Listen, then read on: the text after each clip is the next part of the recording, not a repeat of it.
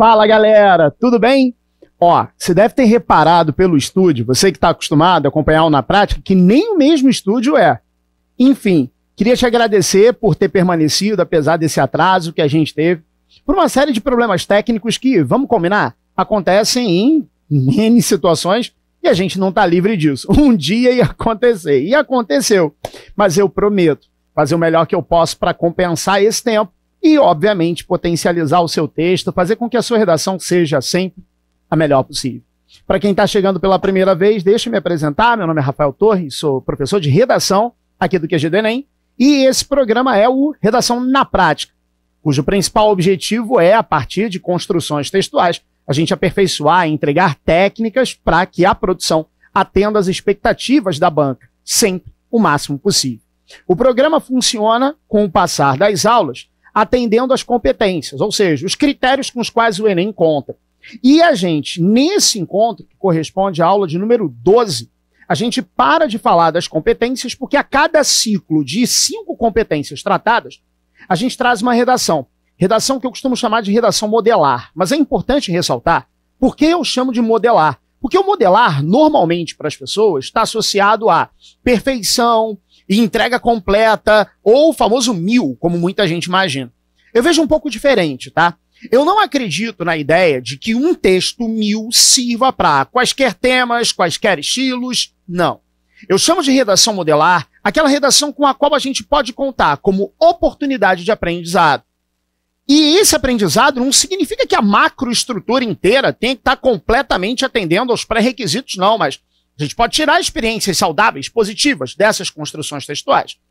Nesse programa, no 12, a gente faz pela segunda vez ao longo do Na Prática de 2019 o uso de uma estratégia textual para, com ela, desenvolver a nossa capacitação. A gente conversou no programa de número 6 a respeito de uma redação modelar e hoje a gente volta a contar com ela, fecha lá. A gente vai dar uma olhada hoje num texto que tem como tema uma questão que me parece ainda, volta para cá, bastante pertinente, não só a redação, como também a prova de linguagens. A gente vai falar sobre preconceito linguístico. Muita gente, de repente, está torcendo um pouco o nariz, achando que preconceito linguístico não compactua, não combina, não se associa a uma nova perspectiva educacional. Vou te falar que, na verdade, não é bem assim que funciona, não, tá? A prova, ela tem uma certa autonomia, apesar de uma série de influências, né, técnicas logísticas por parte daqueles que hoje respondem pela gestão educacional, e isso significa que a pauta preconceito linguístico ainda pode entrar não só na prova de linguagens, repito, como na questão da produção textual. Então é em cima desse assunto, preconceito linguístico, que esse texto de hoje foi desenvolvido, e vamos ver quais foram as técnicas utilizadas e que aprendizados a gente pode tirar daqui. Vale ressaltar que todos os parágrafos estão com cores distintas para a gente potencializar essa análise da macroestrutura. E vamos ver o que dá para tirar de potencial para o nosso próprio texto. Fecha lá. O parágrafo de introdução dessa redação começou assim, ó. A língua é, por definição, um conjunto de códigos verbais regidos por uma sintaxe pré-estabelecida. Por meio de realizações orais e escritas, há a possibilidade de flexionar tais regras, visto que a variação linguística é inerente a esse sistema vivo, aplicado por seres em constante transformação. Entretanto, por mais que um léxico diversificado evidencie riqueza comunicacional, o preconceito vocabular ainda é um processo de cobrança presente na sociedade brasileira, o que se deve a fatores como hierarquização cultural e currículos escolares. Vamos lá, parágrafo de introdução. Percebeu as cores? E já está mais ou menos intuindo, percebendo, pensando nas razões pelas quais essas divisões foram feitas aqui? Se pensou, vamos dar uma olhada, ver se foi o que você pensou, fecha comigo. O tema, como eu disse, é preconceito linguístico.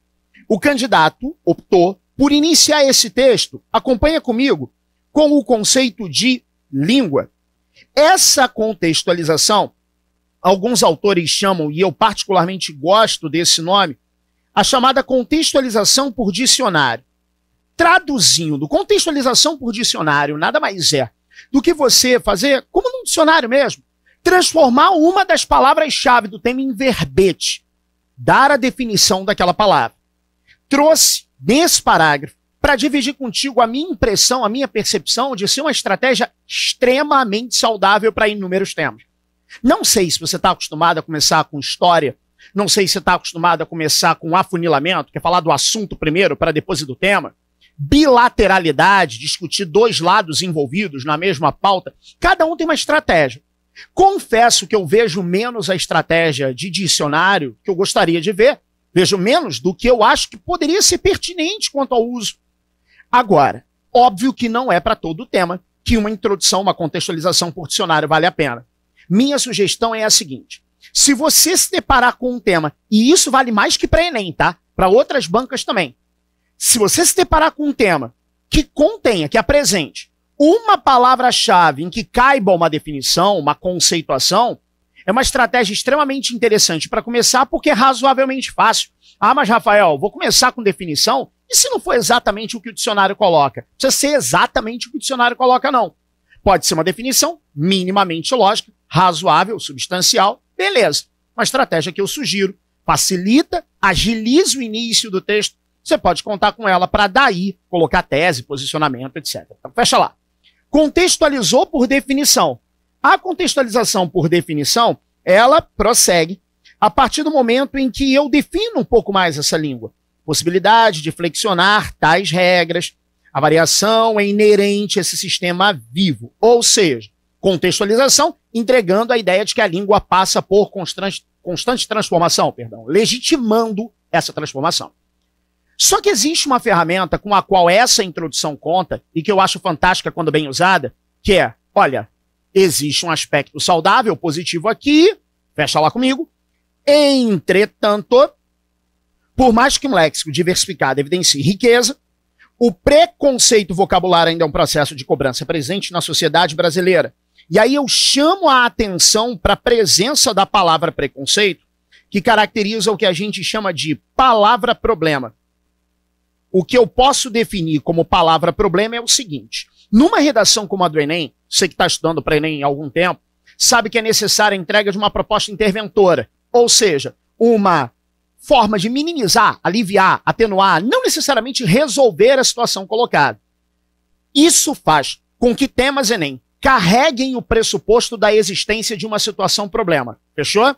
E no caso de um tema como o que a gente está discutindo aqui, o próprio tema já evidencia a questão problemática. Vale ressaltar que nem todo tema Enem entrega essa situação-problema de mão beijada. Você, por exemplo, tem temas com palavras do tipo desafio, combater. Isso já evidencia a existência de uma situação-problema na qual precisa haver uma intervenção. A presença da palavra preconceito já ajuda essa introdução a ter posicionamento firme, a ter aquilo que a gente concebe enquanto tese, posicionamento diante do tema cobrado. Então, posicionamento entregou, e isso é extremamente saudável no parágrafo que a gente está analisando aqui. E são experiências que você pode levar para a sua redação, porque com certeza viabiliza bastante a chamada competência 2, que é aquela em que a gente discute a tipologia textual. Fecha lá.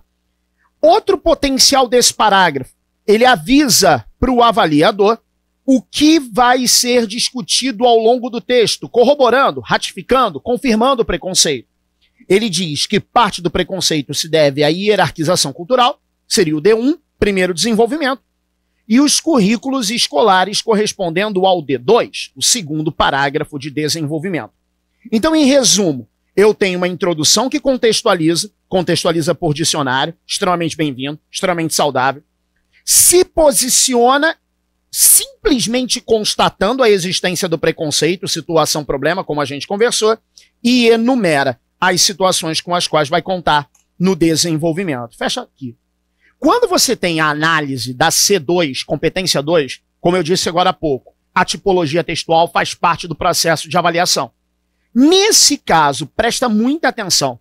Avaliadores não têm muito tempo por texto. Então é interessante que a gente meio que contemple uma espécie de checklist com o qual esse avaliador conta, mesmo que intuitivamente.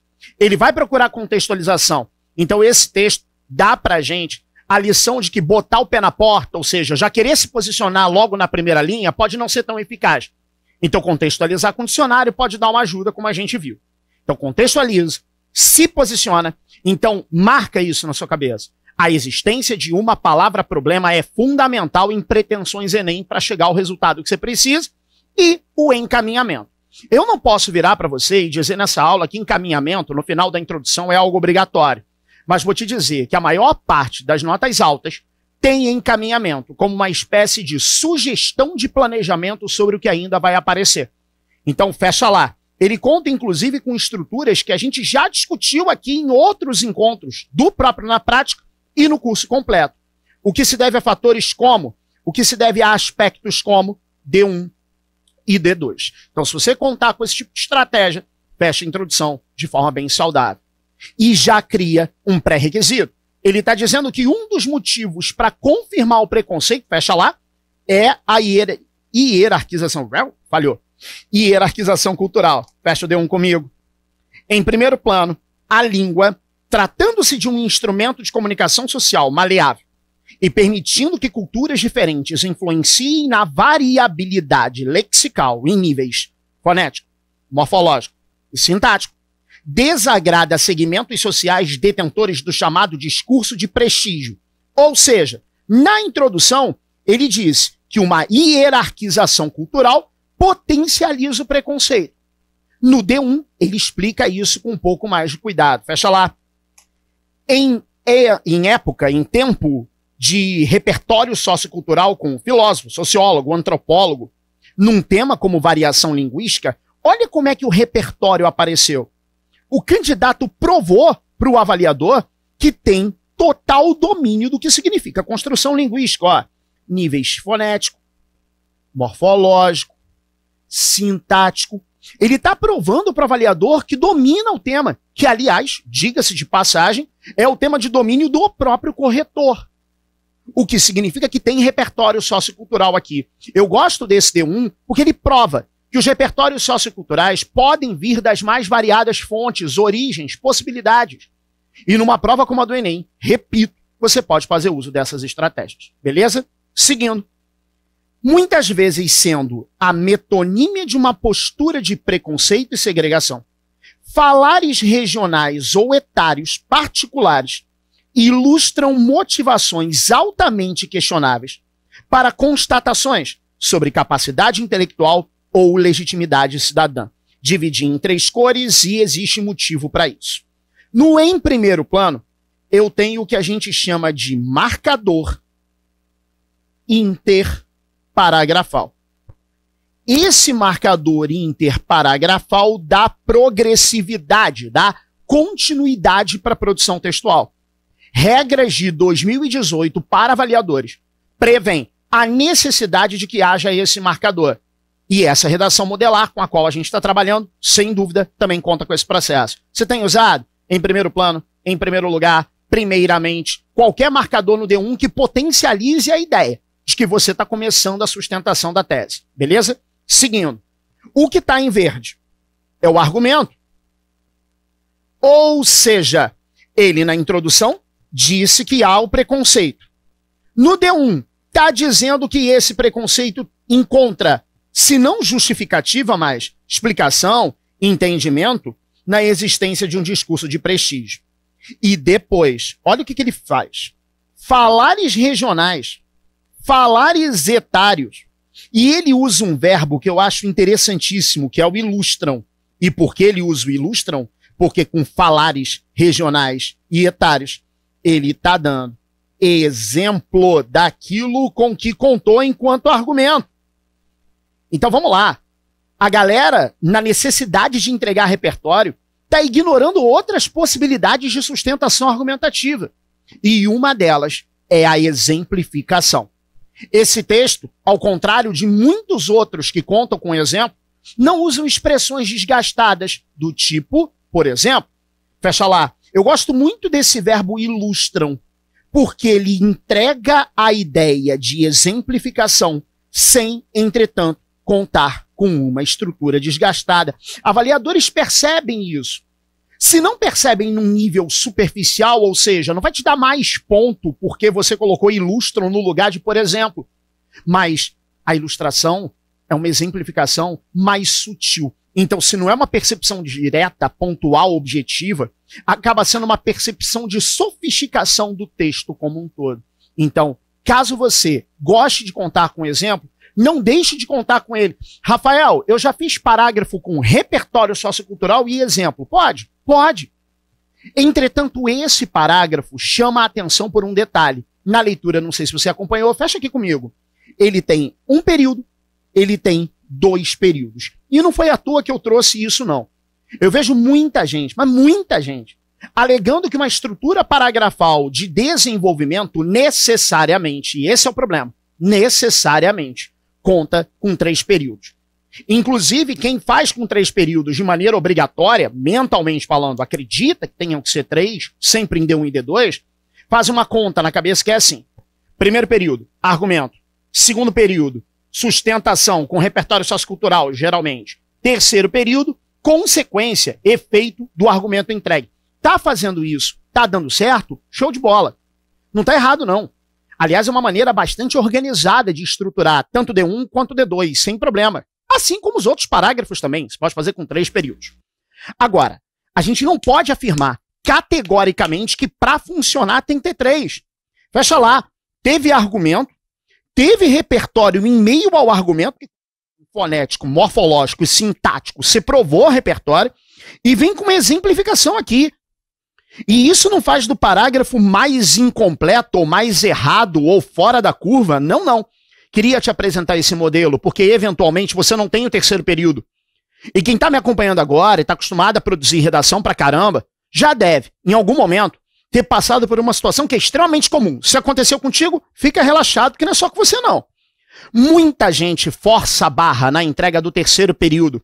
Ou redunda, fala a mesma coisa que falou no argumento, só que com outras palavras, ou fala algo absolutamente irrelevante. Por exemplo, você está discutindo um tema como, vamos lá, voluntariado. E aí o seu argumento diz respeito a uma falha na educação regular quanto à construção de senso de cidadania. Aí começou. Em primeiro plano, falta no currículo escolar um senso de cidadania mais engajado. Só lá. Aí colocou o repertório. Aí chega no final, não tem mais o que dizer, por isso percebe-se uma falta de postura cidadã. Pô, mas você já falou. Tem gente que para fazer 3 períodos está repetindo o argumento no final do parágrafo. E isso, obviamente, faz o texto travar. É redundante. Rafael, mas eu gosto de fazer 3 períodos. Eu quero fazer o terceiro. O que eu faço para fugir disso? Dá exemplo. Ah, mas eu não tenho exemplo. Sempre terá, se pensar um pouquinho, porque nenhum tema Enem, e a história prova isso, é tão distante do cotidiano do candidato, a ponto de que ele não consiga ilustrar. Não estou falando ilustrar usando primeira pessoa de singular, nada disso, mas situações cotidianas podem perfeitamente, despersonalizadas, ilustrar aquilo que você está discutindo ali. Beleza? Então, com 2 períodos, funcionou. Fecha lá. D2. Ademais, quando Paulo Freire afirma a escola como uma oportunidade de reversão de uma lógica opressora vivida por inúmeros segmentos sociais, evidencia-se o método excludente com que a língua portuguesa tem sido tratada, privilegiando a chamada norma padrão, a pedagogia tradicionalmente adotada nas instituições colegiais brasileiras, negligencia frequentemente a abordagem de variantes linguísticas, ainda a julgando pelo estigma ultrapassado de erro. No parágrafo de introdução, ele avisou, olha, D1, hierarquização cultural, volta para cá, tem discursos de prestígio se sobrepondo a outros que não estão na mesma esfera. Fecha lá. D2, currículos escolares, que é o que exatamente ele reforça aqui. Só que repara, eu fiz a divisão em cores diferentemente do que eu havia feito antes. Marcador de D2. Se você está contando com em segundo alguma coisa, contigo. Mas tem o AD+, que está sendo bastante utilizado e funciona bem nessa posição aqui. Tem o outro sim, fecha lá, que eu não sei se você já leu ou utilizou, mas também tem sua eficácia. Aí é contigo. Só peço, só sugiro, que diante das circunstâncias com as quais os critérios vêm sendo adotados, sugiro que você continue a usar. Obviamente vai começar um processo de treinamento de corretores agora, por agora, não deve demorar muito. E a tendência é a de que critérios com pegada formal não sofram tantas alterações, dentre os quais coesão, C4, competência 4, extremamente importante para a produção textual. Fecha lá. Quando você tem esse trecho em amarelo, você está trazendo o repertório mais tradicional, mais comum possível, que é a ideia do especialista, que nesse caso comumente a gente chama pela alcunha de argumento de autoridade. E, aliás, aproveitando o ensejo, não foi à toa que eu trouxe Paulo Freire para desmistificar o que anda circulando, no sentido de uma certa patrulha diante do autor com o qual vou contar. Não tem como você fazer lista de pessoas que apareçam nas correções e com isso a nota caia. Porque até isso eu já ouvi. Não sei se meu convidado de hoje também já ouviu alguma coisa parecida com isso. Tipo, se eu usar determinado autor, você vai ter que combinar com todos os corretores para que todos tenham a mesma linha de raciocínio. E baixinho aqui. Dificilmente vai se conseguir algo do tipo. Então, se for pertinente, não tem menor problema. Vamos definir o que é pertinência? Fecha lá. O outro motivo que me fez trazer esse texto foi lembrar a você o que na competência 2 eu preciso para pegar 200 pontos desse repertório sociocultural, que você que está estudando para Enem já sabe o que é. Para ganhar os 200, tem que ter fonte, ou seja, quem foi que falou, quem foi que teorizou, quem foi que trouxe essa informação. Tem que ter pertinência. O que é ter pertinência? É ter a ver com algum dos eixos do tema. Se o tema é 2016, formação educacional dos surdos no Brasil, ou tem que falar de educação, ou tem que falar de surdo, ou de deficiência, no mínimo. Tem uma galera que, querendo contar com os mesmos autores, vem forçando a barra. Deixa eu avisar, o avaliador está orientado, nos moldes de hoje de correção, para que não haja forçação de barra sendo legitimada enquanto nota. Então, na hora que você escolher alguém para usar, não vai nessa de fulano de tal serve para qualquer tema. Tenta perceber se essa pessoa, se essa teoria, que às vezes não é uma teoria personificada num indivíduo, mas de uma área do conhecimento, vê se tem a ver com algum trecho do texto, do tema, perdão, da frase tema. Porque se não tiver, não tem pertinência. E o avaliador é preparado para cortar. Beleza? Fechando. E ainda um terceiro item para tirar 200 na C2, que é a sintaxe. Não adianta chegar no fim do parágrafo e colocar um já dizia fulano de tal. Cadê a costura entre o que fulano de tal dizia e o argumento que está sendo desenvolvido? Então, sintaticamente, a coisa precisa fluir. Sabe o que esse candidato fez? Fecha lá. Ele botou um quando, botou o autor, botou o que o autor afirma e depois veio com esse evidencia-se, que é tirar a repercussão daquilo que o autor falou. E o argumento dele é método excludente com que a língua portuguesa tem sido tratada. E em azul, ele expande isso, privilegiando a chamada norma padrão, a pedagogia tradicionalmente adotada nas instituições colegiais brasileiras, negligencia frequentemente, chama a atenção para isso, porque esse frequentemente quebra a noção de verdade absoluta. Porque se eu não coloco frequentemente, um avaliador mais perspicaz, mais sagaz, vai achar que esse texto está afirmando de toda e qualquer instituição. Frequentemente dá uma quebrada nisso. Pode ajudar, fecha lá. A abordagem de variantes linguísticas ainda há, julgando pelo estigma ultrapassado de erro. Vale lembrar que para a linguística contemporânea a gente não trabalha mais as noções de discurso certo, discurso errado. É adequação ou inadequação ao contexto de uso. A linguística entende, e a prova, consequentemente, vai pelo mesmo caminho, que existem situações para subir o tom de norma e em algumas outras que você tem que descer para adequar-se à comunicação que aquele contexto pede. Então, aqui fica o argumento de que a escola não tem contribuído para isso, porque frequentemente insiste na manutenção do conceito de certo e do conceito de errado como aquilo que foge da gramática, como é só mais uma modalidade, dentre tantas, de uso da língua. Fecha lá. O parágrafo, mais uma vez, contou com 2 períodos, e contando com 2 períodos ele foi funcional, ele não deixou de entregar aquilo que a banca espera que seja entregue. Gosta de 3, continua a fazer 3, mais 2 funcionaram.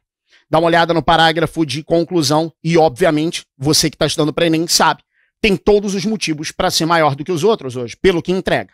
Pelo tempo que a gente tem nessa primeira meia hora, eu vou passando já pelas cores e mostrando pelas cores a importância de cada trecho. Portanto, conectivo.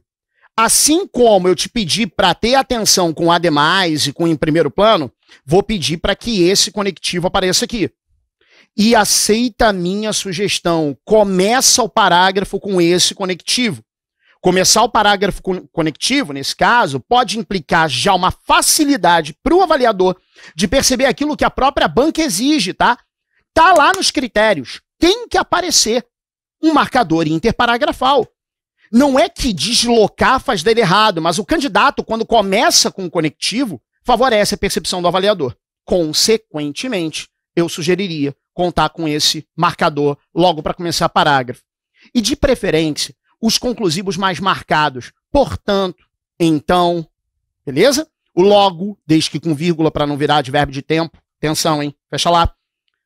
A variação linguística, por mais que acentue a exclusão de grupos que fogem à norma padrão em algum aspecto, então eu reforço a existência de um problema, proporciona também a possibilidade de união, em um mesmo código, de diferentes estilos culturais. Ele fez uma retomada de tese aqui um pouco diferente daquela que a gente está acostumado a ler. Geralmente, quando a gente pega as redações, retomada de tese está muito atrelada a quê? A ratificação, do problema. Nesse caso, o que a gente tem é, ratificou o problema e ao mesmo tempo entregou um potencial. Isso também é possível. Só não esquece, muita redação que tinha tudo para ser boa, está ignorando a retomada de tese no final. Traz a palavra problema de novo. Fecha lá. No início havia a palavra preconceito para corroborar a existência do problema e lá no final a palavra exclusão para ratificar a existência de um transtorno. E você vê que interessante. O candidato optou por trocar a palavra problema, mas manter a semântica do transtorno. Isso é interessante porque, como são parágrafos extremos, é comum o avaliador estabelecer comparação entre eles. Beleza? Variabilidade vocabulária aí vale muito a pena. Fecha lá. Diante de tal impasse, faz-se necessário que, e aí é que eu comecei a variar com as cores mesmo, para lembrar quais são os elementos interventores. Vamos lembrar que todo tema Enem ou é um problema ou carrega um problema dentro de si, para o qual há a necessidade de entregar intervenção. Fecha lá. O Ministério da Educação. O quem? O agente, instituição, órgão de quem se espera aquela atitude que você propôs. Vale ressaltar que o candidato optou por não usar uma palavra como governo. Optou por uma estratégia diretamente conectada ao executivo, falar em ministério, já que o tema tem amplitude nacional. Bem bacana. Se o tema, de repente, for mais local, apesar de nacional, ele pode ter, de repente, uma atuação mais ali regional. O caso das prefeituras valeriam bem mais a pena do que ministérios. Aí depende muito do tema. Você escolhe na hora aquilo que for mais conveniente à atuação diante da situação problema. Fecha lá. Insira nos parâmetros curriculares nacionais a questão da variabilidade. Quem, o que, a proposta de intervenção, nesse caso, está atuando no mérito curricular.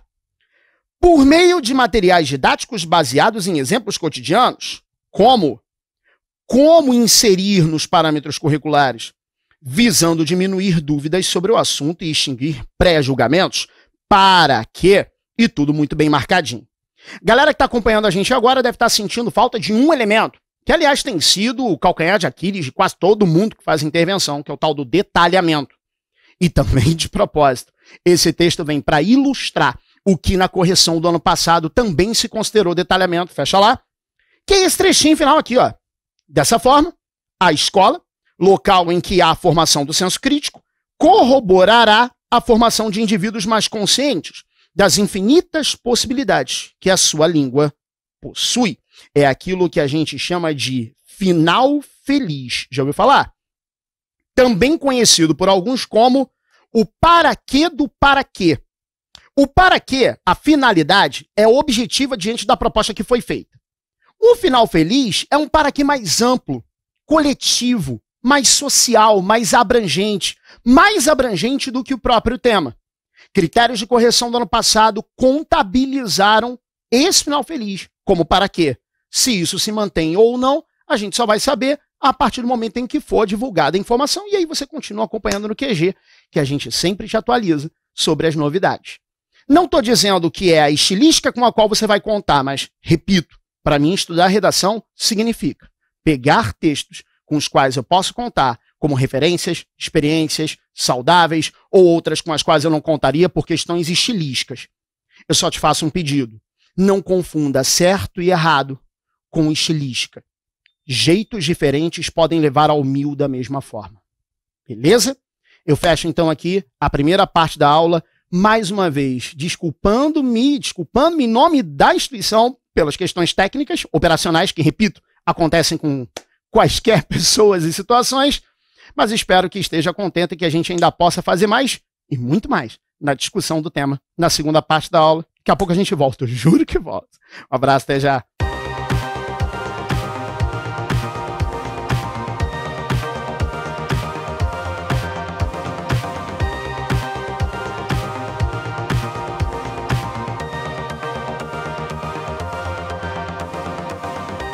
Fala, galera, voltando, só dá aquele oi pra ele, só. Fala, pessoal. 4 coisinhas antes da gente começar essa segunda parte. Primeiro, ratificar, corroborar o pedido de desculpas, né, e o agradecimento pela paciência, pela compreensão de vocês em relação às questões técnicas, operacionais, que fizeram com que, inclusive, a gente mudasse de estúdio para, enfim, contemplar a aula com a qual a gente tanto conta e tanto gosta do que faz. Enfim, ficam nossas desculpas de novo. Segundo ponto, ao mesmo tempo que está rolando a aula, rola o chat e, obviamente, no intervalo, entre uma parte e outra da aula, eu vou dar um confere. Só 2 esclarecimentos. Primeiro, quando a gente transforma a redação em slide, obviamente a gente digita até para fazer o jogo com cores, como vocês puderam ver. A gente viu essa redação manuscrita nos moldes da folha, então ela contempla, obviamente, senão não traria para jogo, todas as necessidades da folha Enem padrão como ela se apresenta. Vale ressaltar isso também. Outro ponto, o início da aula ficou claro que a redação é modelar, e eu, inclusive, defini a semântica de modelar. Modelar não significa que ela seja ou perfeita para você necessariamente que está acompanhando. É aprendizado, oportunidade, experiência. E eu fiquei muito contente exatamente de ver esse debate do que eu usaria, do que eu não usaria. Vamos começar a não confundir, e essa questão da estilística ficou muito clara quando a gente já conversou, entre o que eu usaria ou não usaria e o que é pertinente e o que não é pertinente. Beleza? E quarta coisa, pela primeira vez eu consegui ficar mais alto que alguém de 2 metros. Eu tô de joelho, gente. 10. Mais ou menos. Para o cabelo, a gente teve que mudar de estúdio, né, em função aí das demandas, né, técnicas para essa aula acontecer, porque vocês estavam muito ansiosos e nós também, né, estava aqui já na agonia para começar logo essa aula, para a gente conseguir ser enquadrado nesse outro estúdio aqui. Eu fui pedido para ficar de joelho, né? Na verdade eu não tô de joelho não, tô sentado. E o Torres, que já é um professor gigante já de redação, agora tá mal do que eu também no aspecto, né, visual. O pessoal deve estar estranho. Quem já teve aula com a gente deve estar estranho. O que o gigante está fazendo sentado? Ou por que o Torres está maior? Na verdade tem um banquinho aqui, tá, gente? Eu tô em pé e ele tá em cima de um banco, de uma escadinha aqui. Sim. Então isso é só pra gente destacar aí. E eu fico muito, muito feliz de estar falando da galera ansiosa, né? Poxa. Cara, eu fico muito feliz pelo nível de compreensão, de engajamento da galera em relação ao que a gente tem pra entregar, apesar de tudo. Então, e o respeito também, e o né? respeito. Pessoal lá, o pessoal mesmo se acalmando, né? Não, vai começar, calma. Cara, eles estão resolvendo. Legal. Mas é aluno QG, né? Aluno QG é diferente. Você que tá chegando agora, muito obrigado mais uma vez. E deixa eu te apresentar, caso você não conheça, acho difícil, porque esse cara é o responsável hoje pelo maior Instagram de geografia desse país, Maurício Novaes, vulgo gigante, os 2,10 metros justificam. Tudo bem? Tudo bom. Boa noite, galera. Né?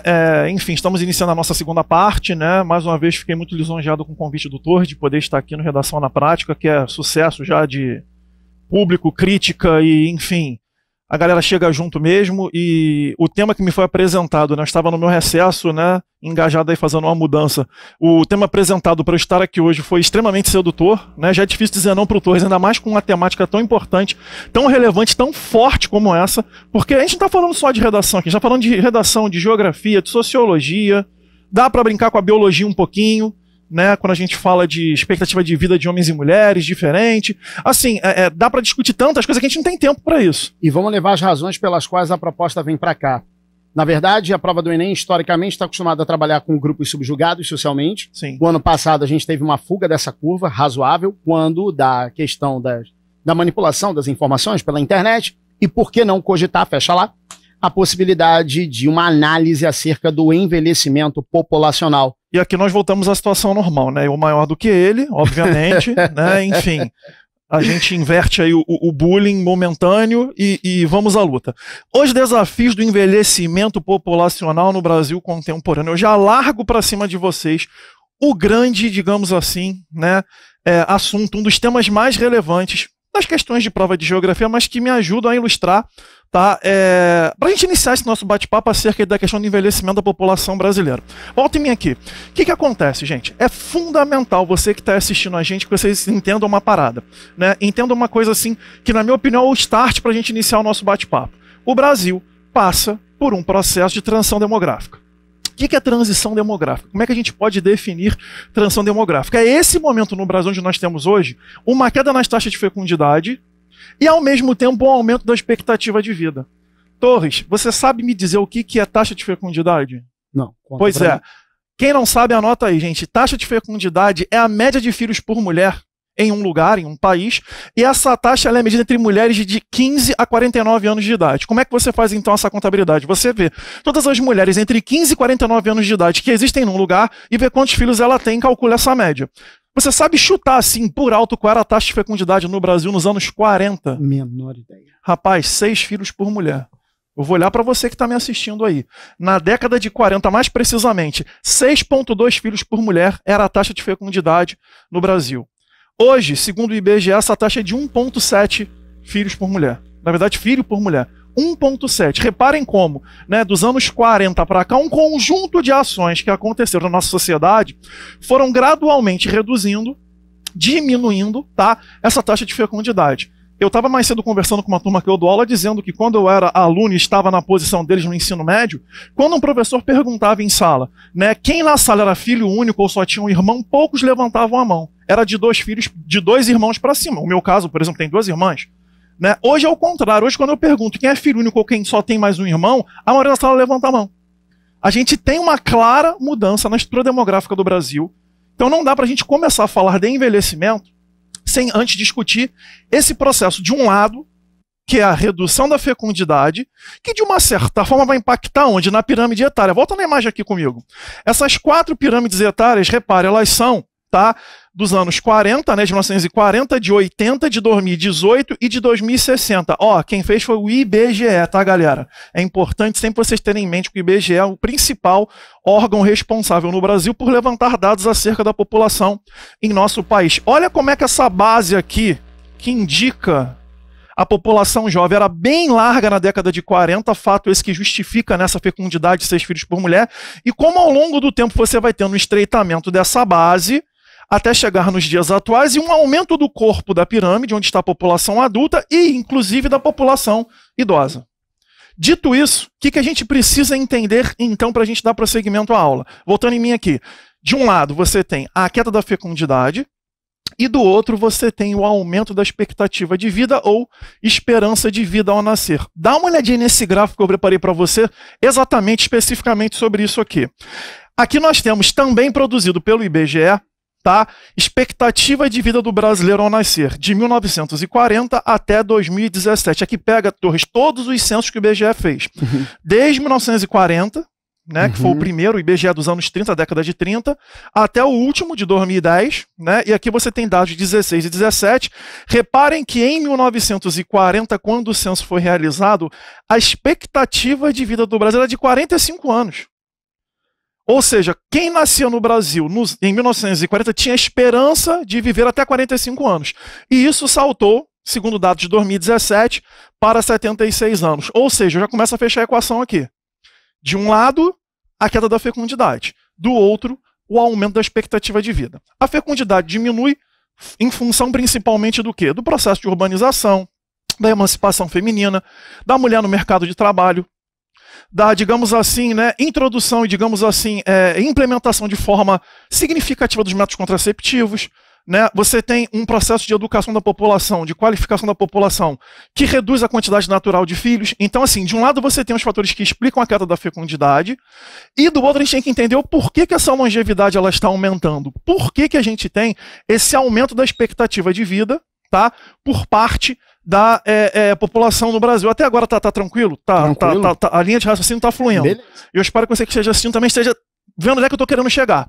Tá? Então essa é a primeira questão. 76 anos é hoje, tá? A expectativa de vida, né, do brasileiro segundo o IBGE. Aí eu não queria deixar de passar uma informação para vocês. Volta na tela aqui comigo. Eu coloquei para vocês aqui, eu preparei um muito importante e coloquei na tela para vocês a famosa caveirinha do mal. Quem tem aula comigo no presencial sabe que quando a caveirinha do mal aparece no quadro é para pegar caneta, papel, quase que saiu caneta, papel, anotar, porque isso aqui é um assunto importante, pode aparecer no seu vestibular, e por que não isso aqui de repente não ser um tema de redação à parte? Né? A mulher vivendo mais do que o homem, porque a gente hoje tem que atirar em tudo quanto é lugar, né? Que tipo de abordagem pode esse tema propor na prova? Alguns temas podem, na verdade, ser subdivisões de outros. Exatamente. E com uma cobrança de maior especificidade. Por exemplo, ano passado, você não tinha fake news como tema. Você tinha manipulação do comportamento do usuário pelo controle de dados na internet. Aliás, muita gente ano passado falou bobagem, porque entendeu que se o candidato usasse fake news como ilustração, ele estaria fugindo da proposta temática, quando, na verdade, o próprio algoritmo privilegia fake news em alguns contextos de redes sociais em detrimento de informações com legitimidade. Sim. Então, era uma análise mais específica do que os temas que foram cobrados. Tanto que muita gente mandou bem porque fez a junção de argumentos de temas variados. Então a banca pode perfeitamente cobrar de uma maneira mais canalizada. Ou eu pensando aqui com os meus botões, né? Isso aqui pode ser um texto motivador, uma informação complementar do tema que a gente está abordando, né? Para o cara, de repente, se quiser, né? Se o candidato, durante a redação, puxar isso num desenvolvimento de redação, né? Fazer uma abordagem sobre expectativa de vida e falar um pouco de homem e mulher. Assim, olha o que está escrito aqui, gente. Preste atenção. Volta e só um detalhe, para a gente não esquecer, voltando para cá, vem do IBGE, que é uma fonte absolutamente fidedigna aos princípios da prova, e que faz parte da maior parcela de coletâneas que aparecem nessas provas. Sem dúvida. A coletânea mais fora da curva dos sites, né, .gov.br, foi do ano passado, devido a essa especificidade da abordagem. Mas se você pegar os anos anteriores todos, de 4 textos, pelo menos 2, 3, .gov.br, e não é diferente no caso do IBGE. E aí reparem, gente, olha o que eu escrevi aqui, voltando na caveirinha. As mulheres vivem mais, enquanto a expectativa de vida ao nascer delas foi, em 2017, de 79,6 anos, a dos homens ficou em 72,5 anos. E aí volta em mim aqui. Uma coisa que o IBGE também no seu site já publicou é que, se você não tivesse, em especial, tá, na fase jovem, especialmente adulta, uma mortalidade tão alta da população masculina, hoje a gente poderia ter uma expectativa de vida de pelo menos 79 anos. Poderia ser 3 anos a mais se os homens, principalmente por questões ligadas a acidentes de trânsito e violência urbana, não morressem tão cedo. Esse é um primeiro fator que tem que ser levado em consideração. Aí você pode trabalhar com outras questões, né, como o fato de doenças cardiovasculares afetarem mais os homens, né, em geral, né, a problemática toda do homem não procurar tanto a ajuda médica e a profilaxia, né? Digamos assim, antes de estar com algum problema, a mulher ela se cuida mais, faz mais exames, isso aí tudo tem que ser levado em consideração também, né? O próprio tabagismo e o alcoolismo estatisticamente ainda afeta mais os homens do que as mulheres, em muitos países, inclusive, né? No mundo. Então eu queria deixar esse dado aqui só para a gente refletir um pouquinho. Não é o foco principal, mas é um elemento que pode te ajudar a produzir algo acima aí, né, dessa questão. Então eu queria pontuar isso e deixar isso aí de forma assim bem destacada. E aí, passando para a próxima tela, eu queria mostrar, tá, também dados do IBGE. Olha que interessante isso. Projeção para a população brasileira, ou seja, por proporção de pessoas por grandes faixas etárias. Reparem que ele faz uma divisão aqui bem interessante, ele divide, né, de 2019, de agora até 2060, aqui é o que você tem agora, né? E aqui estimativa máxima 2060, como tende a ser ao longo do tempo, gradualmente, Torres, o aumento da população idosa no Brasil. Repare, 9,5% da população brasileira, 10% hoje, né, aproximadamente, tem mais de 65 anos de idade. Em 2030 isso vai virar 13,5%. Em 2040, 17,4%. Em 50, 21,9%. E em 2060, 1/4 da população brasileira vai ser idosa. 1/4 da população no Brasil, ela vai atingir, ela vai alcançar, tá? Esse momento aí de 65 anos ou mais, fruto dessa evolução, dessa transição demográfica. Hoje, qual é a situação do Brasil, gente? Hoje, os especialistas e o próprio IBGE afirmam que o Brasil vive o que a gente chama de bônus demográfico ou janela demográfica. O que eu chamo de bônus demográfico ou janela demográfica? Hoje, nós temos mais adultos no Brasil do que jovens e idosos somados. Isso poderia estar sendo mais bem aproveitado, principalmente a partir de investimentos, em educação e em saúde, mas isso é um papo para um outro momento. Eu queria só deixar esse dado, tá? Que hoje você tem um contingente de adultos, né? No Brasil, digamos assim, superior ao de jovens, né? E de idosos, que diminui a taxa de dependência no caso. E a gente, para, digamos assim, ajudar o cara a finalmente amarrar essa redação e chegar num ponto que ele consiga trabalhar com os desafios, olha o que eu preparei para eles aqui, eu acho que eles vão gostar. Vem na tela aqui comigo, a gente vai agora debater acerca desses itens aqui. Principais desafios para envelhecimento populacional no Brasil. Eu queria aproveitar a sua brilhante presença aqui para te pedir a sua opinião, até porque eu gosto de trocar essa figurinha com você aqui. Qual é o momento certo de se entrar nessa parte aqui, na discussão desse tema? Se você fecha no slide, você está falando de ampliação de políticas, subsídios, aumento do número de espaços, você está fazendo proposições. Isso. O manual do corretor, ele não fala especificamente a respeito da obrigatoriedade de que isso ocorra em um determinado trecho de texto.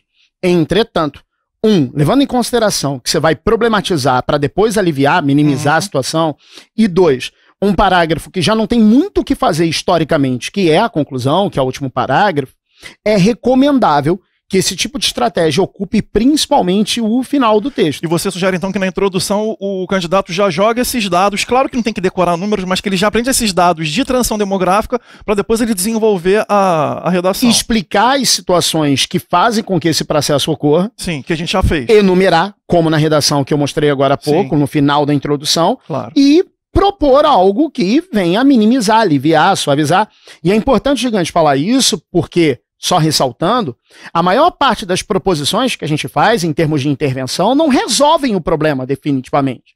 Aliviam, atenuam, suavizam. Gigante está aqui, pode falar muito melhor do que eu. É desafio, né? Isso é gradual. Eu vou falar sobre cada um desses aqui, a gente vai ver que isso é desafio, não é verdade absoluta nem fechada. E também não é da noite para o dia. Exatamente. Isso é gradual. E o candidato pode ratificar isso, falando do a longo prazo, falando de maneira gradual, gradualmente, com o passar das gestões públicas, enfim, dando a ideia de que é processual. Beleza? Então, assim, para mim, essa tela aqui, vai na tela aqui. Nessa tela aqui, para mim, você tem, digamos assim, o grande pulo do gato, né? Para o aluno que está, né? Para o candidato que está desenvolvendo esse tema, ele ter base, aqui eu trago, né? Eu apresento pelo menos aí 6 possibilidades, né?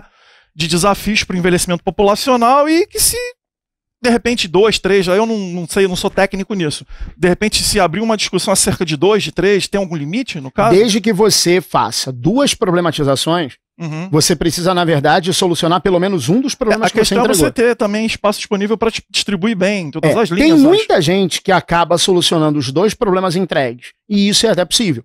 O problema é que em 30 linhas fica complicado contemplar os 2 problemas que você entregou. Entendi. Hoje os manuais de corretores prevêem que você tenha que ir entregar uma intervenção. Eu te pergunto que eu quero aprender também, tá? Eu acho isso fundamental. Uma intervenção completa. Não sabe muito, já sabe pra caramba de redação, já é enésima aula junto. Uma intervenção completa. Completa é aquela que entrega os elementos componentes dos quais eu falei. Quem é o agente, o que deve ser feito, os meios para viabilizar isso, um detalhamento, que é uma extensão de um desses itens, e a finalidade.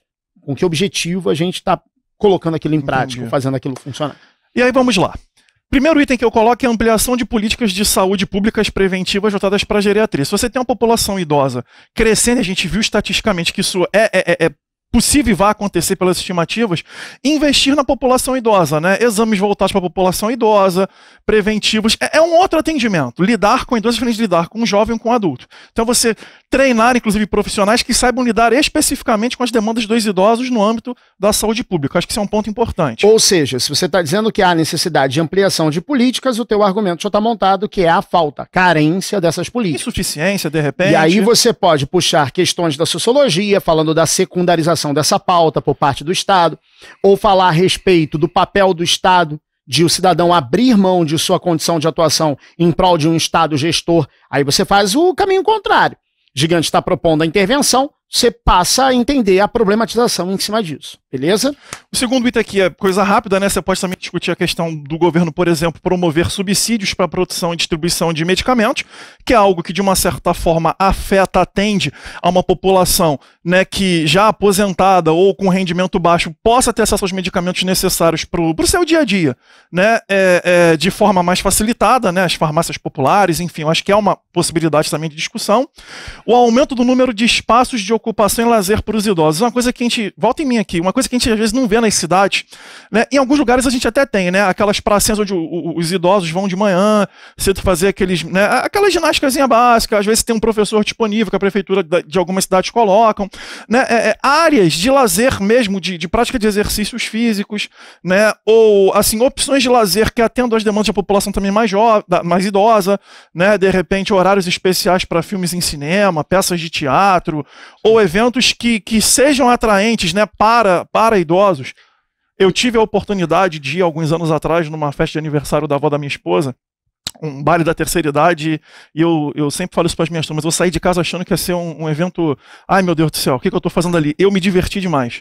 Assim, quando você tem um entretenimento, né, a alegria, a disposição, o pessoal brinca, o pessoal dança, né, eu até perguntei, né? Eu saí de casa temeroso com o que eu ia encontrar. Falei, ano que vem tem de novo? Porque eu gostei, eu achei interessante, né? Eu nunca tinha frequentado, né, um baile de terceira idade. E quando há essa disponibilidade, quando há essa possibilidade de entreter os idosos, eles vão. E idoso quer entretenimento. Sim. Então, acho que dá. Aqui em cima disso. Uma questão que eu acho extremamente importante, fecha lá, e eu queria ressaltar, é a questão que me parece fora de muitas redações, que é a questão do lazer, consequentemente a questão da saúde mental.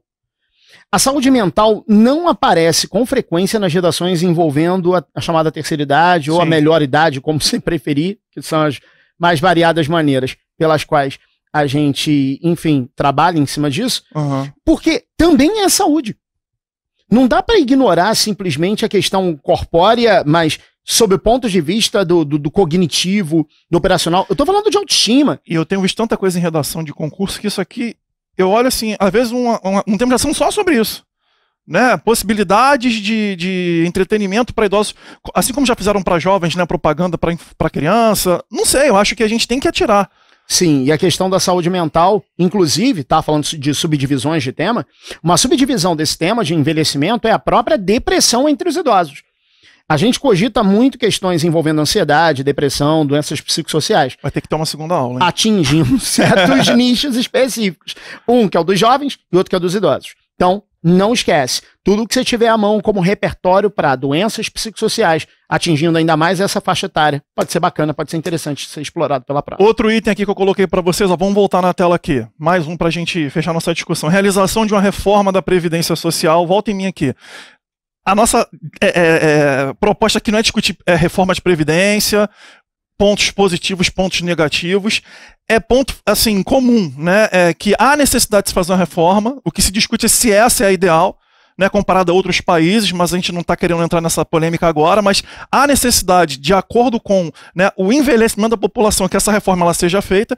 Insisto, se essa é a melhor ou não, é um outro papo para um outro momento, mas é importante se abordar essa questão sempre, porque daqui a pouco você vai ter um contingente de idosos cada vez maior. E criar um descompasso com quem está na P, trabalhando para quem está, na verdade, contribuindo para o sistema de previdência. E a reversão disso para os idosos, isso vai ficar cada vez mais incompatível. E vale ressaltar que se posicionar a favor ou contra num mérito como esse não faz com que você ganhe mais ou menos pontos, porque existem lendas acerca do quanto eu estou ou não privilegiando. Nós temos as nossas opiniões. Pública, exato. A gente não está aqui para dá essa, né? E o corretor, na verdade, contempla a tua opinião desde que ela respeite os chamados direitos humanos, previstos pela Declaração Universal dos Direitos Humanos, previstos pela Constituição de 1988, ou seja, não é uma questão de opinião acerca disso. Aí você pode ter a sua, porque o cara não vai tirar ponto. E eu sempre indico que se leia muito sobre. O que mais tem na internet, né? Em sites, obviamente, e textos e publicações, é quem é a favor da atual reforma, quem é contra, os fatores e os, na verdade, os elementos que fazem um indivíduo ser a favor ou contra, lê os dois, né? E permitindo-se ler o outro lado a fim de contemplar com informações de ambos os lados o melhor. Tá?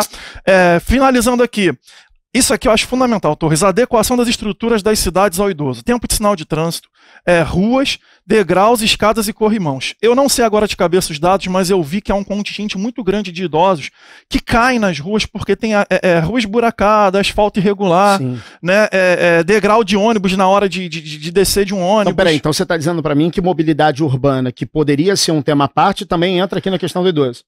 Porque na verdade o idoso ele faz parte da mobilidade urbana, ele está inserido nesse processo. E você ter uma cidade que atenda às demandas do idoso, assim como a gente tem que ter a que atenda ao deficiente, né, a N questão, o idoso também está inserido nesse processo. Eu vou aproveitar o gancho, eu vou reverter o tema, tá?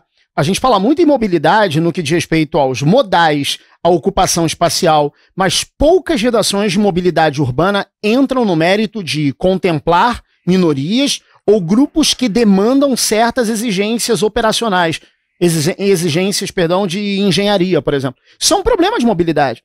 O idoso não tem, em inúmeras situações nas cidades brasileiras, condições de se locomover, com modais ou sem modais. Às vezes até o modal não tem a menor detalhe, a gente só se dá conta que é ruim andar numa rua com buraco quando você está com o idoso do lado, ou quando você está com alguém com a cadeira de roda, com cadeirante. A gente só percebe o problema quando a gente vê alguém passando por aquele problema. Você, de alguma maneira, mesmo que provisoriamente, se insere dentro daquele contexto. Exatamente. Uma perna quebrada, um braço imobilizado, e aí que você, num exercício empático dos mais ricos, você se coloca no lugar do outro. A altura de meio fio, sinal, não tem jeito, tem que adaptar. Você daqui a pouco vai ter no Brasil, daqui a 40 anos, 25% da população idosa. Tem que adequar. Não tem jeito, é uma questão assim de, digamos assim, de dignidade para o idoso se deslocar e entrar na questão da mobilidade na cidade, não tem muito o que fazer. Um último item aqui, só para abrir o leque de opções para vocês, né? Um mercado de consumo voltado para as necessidades dos idosos. Idoso também consome. Né? Idoso consome lazer, entretenimento, produtos, serviços. Por que não pensarmos, né, em uma publicidade, uma propaganda voltada para esse público, para esse grupo, né, relevante de indivíduos que querem consumir? Sim, e um detalhe, consumo não é só consumo do ponto de vista material, não, consumo informacional também. Você, na verdade, dentro desse processo de envelhecimento, e até por uma questão do próprio lucro, visando a questão do próprio material mesmo, você tem mais mercado consumidor e com poder de compra voltado a esse tipo de mérito. Então vale a pena, mas consumo de informação, sem dúvida nenhuma, também entrar na pauta. Tá? Então assim, o que acontece, gente? É fundamental vocês perceberem que esse tema, tá? Ele abre um leque de possibilidades enormes, né? Assim, a gente tem N possibilidades, tá? De discussão acerca, né? De propostas, de desafios. Estamos lidando com desafios. Isso aqui não é uma verdade absoluta e a gente, na verdade, entende se o candidato conseguir explorar e desenvolver cada um desses itens aqui, né, de maneira satisfatória e tiver uma boa argumentação para bancar o que está sendo discutido, eu aqui apresentei 6 propostas. Tá? Os dados do gigante contextualizando o processo de envelhecimento na introdução, D1 e D2 problematizando, fecha lá, o revés do que você está propondo aqui. Então, por exemplo, o D1 pode falar da falta de políticas de saúde pública para você propor ampliação no final. Sim. O D2 pode falar a respeito da escassez de espaços de ocupação e lazer. Então, D1 e D2, e lá no final você escolhe uma das duas para solucionar, ou soluciona as duas se houver espaço. Tá? Para finalizar, eu sempre gosto de colocar a chargezinha, né? O Torres já está comigo aqui há um tempo, sabe que eu gosto de colocar charges, aliás, lá no Geodicas, né? Lá no meu Instagram. É uma charge a cada post, né? Algumas até com alguma polêmica, com alguma crítica social, o pessoal às vezes não entende muito, né? Mas eu acho que o bom é incomodar um pouquinho, né? Fazer o pessoal pensar um pouco. Sair da zona de conforto. Né? Eu achei uma charge que eu já postei no Geodicas uma vez, eu achei sensacional, que é essa aqui, ó. Vamos na tela aqui. Que mostra, tá? Idosos fazendo uma fila para arrumar um espacinho, né? Num banco para jogar lá a pipoquinha, né? Jogar o pãozinho para os passarinhos. Isso é, na verdade, uma charge que mostra como a nossa sociedade está efetivamente tornando-se relevante, né? Esse contingente, esse aumento significativo e representativo dos idosos na nossa sociedade, né? E cada vez mais as pessoas vivem mais e melhor. Isso é importante se destacar também. Claro que, né, você ter uma vida adulta, né, você viver, né, numa fase adulta com um pouquinho mais de qualidade de vida, de saúde, faz com que você tenha uma longevidade maior. Sim, exatamente. Isso é um outro fator que a gente pode discutir numa outra situação. E aí a biologia entra um pouco nesse circuito também, né, a interdisciplinaridade sempre, né, ela está presente, mas entender que os idosos fazem parte da sociedade, eles cada vez mais, e numericamente falando, representam a sociedade brasileira, que na verdade isso não é só mais uma tendência, os números já mostram, né, nós temos aí pelo menos 2 décadas um crescimento interessante do número de idosos em relação ao restante da população e que, insisto, daqui a 40 anos vão ser 1/4 da população. E mais charges tão bacanas quanto essa, fecha lá, faltou no slide, mas a gente completa. @geodicas. Olha ele, ó. E lá você vai ter informação sobre geografia, atualidades, enfim, eu sempre à disposição. Galera que está chegando agora e que não sabe, Prof. Rafael Torres, eu ia falar Messenger, o direct aberto, à sua disposição e à disposição do seu melhor gente, texto. O Instagram desse cara aqui é sensacional, tá? Ele coloca dicas de redação assim pra vocês, que às vezes fica assim, cara, onde é que ele tira essas informações? E tá gratuitamente lá, tá liberado. É só seguir o Torres, e de vez em quando foto com a patroa também. É Gigante, isso aí. muito obrigado. Cara, gostei, hein? Como sempre. Amém. E agradecimento maior a você. Olha, tem dias que me deixam mais feliz até do que outros. E, por incrível que pareça, é em problemas que a gente descobre do que gosta, o que faz e principalmente com quem conta. E contar com o aluno QG é um presente. Muito obrigado, mais uma vez, desculpa pelo problema operacional e eu espero que a gente tenha compensado de alguma forma com conteúdo em prol da sua evolução textual. Galera, beleza? Forte abraço, obrigado aí pela presença, pessoal aí que está com a gente já desde o começo percebendo a nossa dificuldade, mas que a gente conseguiu botar no ar, né? E foi o que você falou, da dificuldade é que vem a oportunidade. Obrigado pela paciência, pela gentileza e o Na Prática continua rumo à sua aprovação. Forte abraço, gente. E até a próxima.